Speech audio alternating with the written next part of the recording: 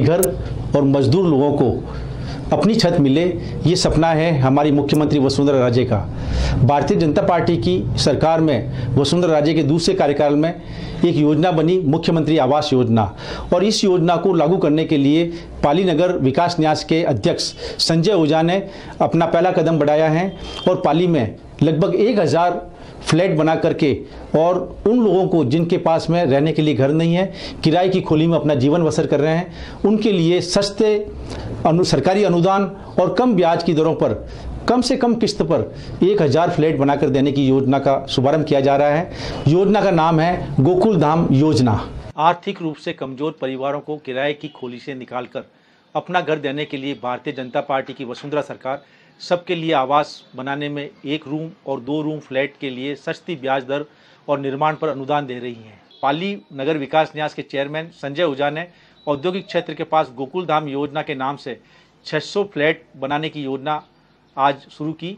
इस योजना में 1 रूम फ्लैट की कीमत 4 लाख रुपए है और इसमें से 1.5 लाख रुपए का अनुदान और शेष बची 2.5 लाख रुपए की राशि को कम ब्याज पर आसान किस्तों में भुगतान करने के लिए 1 रूम के फ्लैट आवंटित किए जाएंगे। इसी योजना में 2 रूम फ्लैट की कीमत 6.5 लाख रुपए होगी। गोकुल धाम योजना को राजस्थान का रोल मॉडल बनाने के लिए पाली नगर सुधार न्यास के चेयरमैन संजय ओझा एक नया काम शुरू करना चाहते हैं और वो इस योजना को किस तरह से क्रियान्वित करेंगे, उन पर इन्हीं के विचार सुनिए। हमारे प्रधानमंत्री माननीय नरेंद्र मोदी जी और राजस्थान की मुख्यमंत्री श्रीमती वसुंधरा जी की इच्छा थी कि हर गरीब को आवास मिले। उस स्कीम के तहत ही हमने गोकुल धाम योजना नई लॉन्च की है और इसमें हमारा उद्देश्य रहेगा कि अति पिछड़ा जिसकी इनकम 3 लाख से नीचे है उनको हम आवास दें और एक अल्प आय वर्ग जिसकी इनकम 6 लाख रुपए तक है उनको भी हम आवास देवें। हम लॉटरी के माध्यम से ये स्कीम कितने फॉर्म आते हैं उसके बाद में लॉटरी निकालेंगे और लॉटरी के माध्यम से हम सबको आवास अलॉट करेंगे। जिसकी इनकम 3 लाख से नीचे है और जिनकी इनकम 6 लाख से नीचे है, 2 क्राइटेरिया रखे हैं, उनमें वो फॉर्म भर सकते हैं। एक की हमने फीस 2000 रुपये रखी है, एक की फीस हमने 3500 रुपये रखी है। 300 रुपये फॉर्म की फीस है। 300 रुपये के साथ 2000 रुपये उसको जमा कराने पड़ेंगे और एक हमारे ऑफिस में और एक एक्सिस बैंक में, एक्सिस बैंक से हमने टाइप किया इस योजना का, उनके माध्यम से हम फॉर्म इकट्ठा करेंगे और लॉटरी निकालेंगे। पाली नगर विकास न्यास के सचिव डॉक्टर बजरंग सिंह चौहान कहते हैं कि इस योजना के अंदर हम निर्माण की क्वालिटी और सुविधाओं पर पूरा ध्यान रखेंगे। आपके विचार?